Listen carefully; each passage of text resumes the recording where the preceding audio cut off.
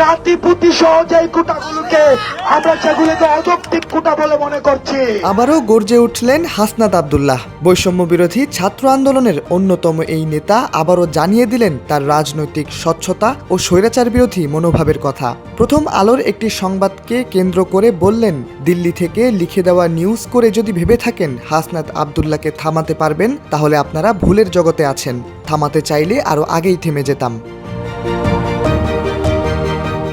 শনিবার রাতে নিজের ভেরিফাইড ফেসবুক পেজে একটি স্ট্যাটাস লিখেন হাসনাত আব্দুল্লাহ, যেখানে তিনি তার রাজনৈতিক স্বচ্ছতা নিয়ে কথা বলেছেন।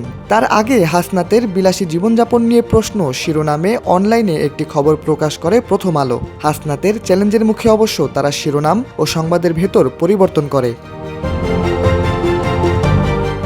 ফেসবুক পোস্টে হাসনাত লিখেছেন, আমি কত বিলাসী জীবনযাপন করি সেটি সবাই জানে। আমার ব্যাংক ব্যালেন্স থেকে শুরু করে ট্যাক্স রিটার্ন সব কিছুই অ্যাক্সেস করা যায়। আপনারাও অ্যাক্সেস করতে পারেন, কিন্তু আপনারা করেননি। চ্যালেঞ্জ করে বলছি, এনসিপির মিটিংয়ে আমার বিলাসী জীবন নিয়ে কোনো কথাই হয়নি, প্রশ্নও হয়নি, অথচ এত বড় মিথ্যা আমার নামে ছাপিয়ে দিলেন।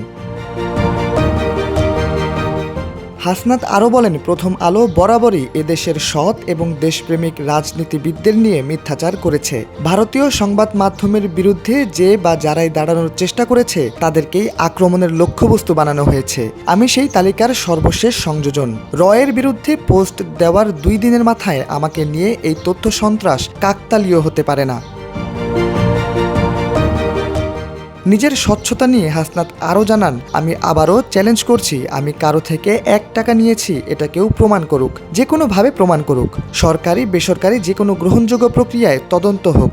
দুর্নীতির প্রমাণ পেলে আমি রাজনীতি ছেড়ে দেব, কিন্তু এসব মিথ্যা নিউজ করে আমাকে রাজনীতি থেকে মাইনাস করা যাবে না।